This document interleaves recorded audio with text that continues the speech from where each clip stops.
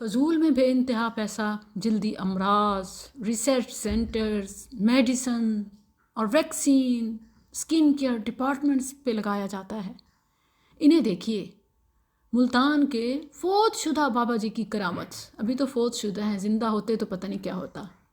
ان کی کرامت دیکھیے کہ ان کے دربار پر لگے صرف نلکے پر آ کر نہانے سے پرانی الرجی اور بندہ ٹھیک ہو جائے۔ سوچئے، عورتیں مرد، بچے بڑے، کھلے احاطے میں جہاں چار دیواری بھی نہیں، سب کے سامنے کیسے نہاتے ہوں گے؟ خیر، بابا جی تو معتقدین کے نزدیک رب کے مقرب ٹھہرے، تو ان کے لیے پھر کیسی دین کی، ایمان کی یا حیا کی پابندی۔ اور دیکھیے کہ پیٹرول تو اب مہنگا ہوا، بابا جی اپنی زندگی میں سائیکل کا نذرانہ لیتے، کتنے پہنچے ہوئے تھے۔ جو بھی ان کے پاس سائیکل لے کر آتا مراد پاتا۔ یہی سلسلہ ان کے فوت ہو جانے کے بعد سے جاری ہے۔ گزشتہ 60 سال سے سائیکلز کے عطیات دیے جا رہے ہیں۔ لوگ آتے ہیں، درختوں پر سائیکل لٹکا جاتے ہیں اور مراد پاتے ہیں۔ پتہ نہیں یہ سائیکل کہاں جاتے ہیں۔ سچ ہے کہ اللہ کی ناراضگی جب بڑھ جاتی ہے تو وہ ڈھیل دے دیتا ہے، اور لوگ سمجھتے ہیں کہ رب بڑا راضی ہے، اس لیے تو شرک کے اڈے چل رہے ہیں، وگرنہ اللہ کو یہ ناپسند ہوتا تو یہ سب ٹھپ نہ ہو جاتا۔ کیسی بے بنیاد دلیل کل کے مشرک بھی دیتے تھے اور آج کے مشرک بھی۔ کل کے مشرک بھی اپنے شرکیہ افعال کو اللہ کی منشا قرار دیتے ہوئے جائز سمجھتے، اور آج بھی وہ کہتے کہ اگر اللہ ہمارے اس کام کو پسند نہ کرتا تو ہم کیسے ان بتوں کی پرستش کر سکتے؟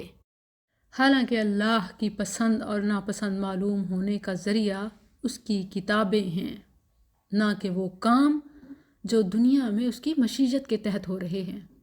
مشیت کے تحت تو صرف بت پرستی، پیر پرستی، قبر پرستی ہی کیا، چوری، زنا، ڈاکہ، قتل سب کچھ ہو رہا ہے۔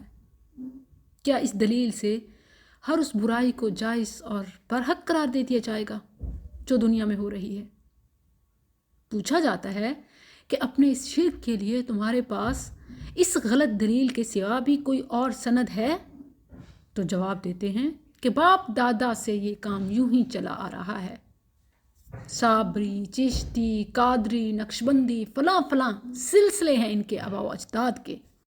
گویا ان کے نزدیک کسی مذہب کے حق پر ہونے کے لیے یہ کافی دلیل ہے کہ آباء و اجداد کا سلسلہ پیش کیا جائے، تو پھر قرآن میں پیش کیا گیا جد امجد ابراہیم کا سلسلہ علیہ السلام انہیں کیوں نظر نہیں آتا، جو باپ دادا کے مذہب کو لات مار کر گھر چھوڑ کر چلے گئے؟ باپ دادا کی اندھی تقلید کا انہوں نے رد کیا۔ آج بھی جو اسلاف کی تقلید کی بات کرتا ہے تو اس کے لیے سب سے بہترین، بزرگ ترین اسلاف ابراہیم و اسماعیل علیہ السلام ہیں، جنہیں چھوڑ کر یہ اپنے جاہل ترین اسلاف کا انتخاب کرتے ہیں۔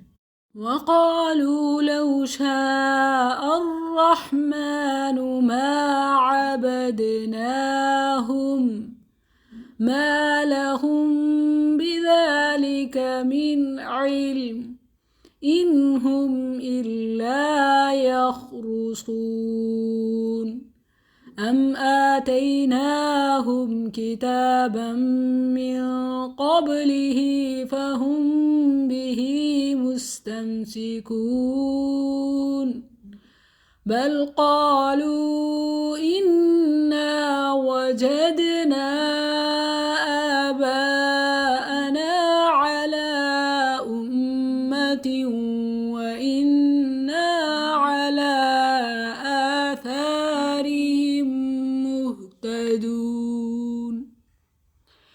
یہ کہتے ہیں اگر رحمان چاہتا تو ہم کبھی ان کو نہ پوچھتے، یہ اس معاملے کی حقیقت کو قطعی نہیں جانتے، محض تکے لڑاتے ہیں۔ کیا ہم نے اس سے پہلے کوئی کتاب ان کو دی تھی جس کی سند یہ اپنے پاس رکھتے ہیں؟